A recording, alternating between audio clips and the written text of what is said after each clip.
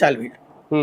ఎందుకని 3-4 వేల కోట్ల రూపాయల కార్యక్రమం అన్నప్పుడు కనీసం ఒక 100 కోట్లు కూడా పట్టుకోకుండా లేదా అతను తినేసాడంటే ఎట్లాగా బేసిక్ గా ఈ 100 కోట్లు అతని వ్యాపారంగా చూపించాల్సింది బినామీ కాన్సెప్ట్ లో. ఇప్పుడు నిన్న ఈ కేసుకు వచ్చింది చూడండి, దాని పేరేంటి, వర్షా సంస్థకి సంబంధించి వైజాగ్ లో సంస్థ దీంది.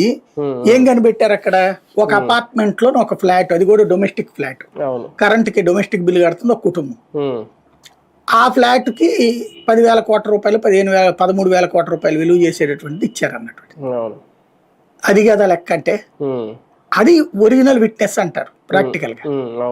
ఇవన్నీ ఏంటి, విజయసాయి రెడ్డి తీసుకొచ్చాడంట కలెక్షన్, మిథున్ రెడ్డి కలెక్షన్ తీసుకొచ్చాడంటే, ఎంతో ముందు డ్రగ్స్ గురించి ఎట్ట రాశారు స్క్రీన్ ప్లే, ఎంత జాగ్రత్తగా రాసుకొచ్చారు.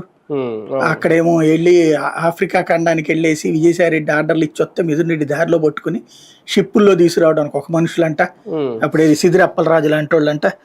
ఆ తర్వాత ఇక్కడి నుంచి దించుకున్న తర్వాత జనాలకి డిస్ట్రిబ్యూట్ చేయడానికి, ఏది స్కూళ్ళకి కాలేజీలకి డిస్ట్రిబ్యూట్ చేయడానికి సజ్జల భార్గవ అట. అసలు ఆ కథ మామూలుగా రాశారా? మధుబాబుడు కూడా డిటెక్టివ్ రాయడం వాళ్ళ దగ్గర నేర్చుకోవాలి కథ రాసిన వాళ్ళకి.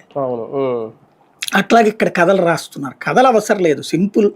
జగన్ టైంలో తిన్నాడు, తిన్నాడు ఎంత పట్టుకొచ్చేస్తే అయిపోయేది కదా. తిన్నాడు అనేది రాజకీయ ఆరోపణ.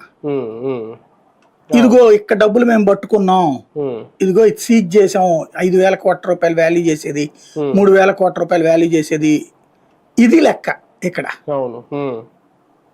అదేం చేస్తారంటే, మేబీ ఇప్పుడు వీళ్ళ సొంత ఆస్తులు ఏమైనా సీజ్ చేయొచ్చు రేపు పొద్దున. కసిరెడ్డి దాంట్లో సొంత ఆస్తులు ఉన్నాయి కదా,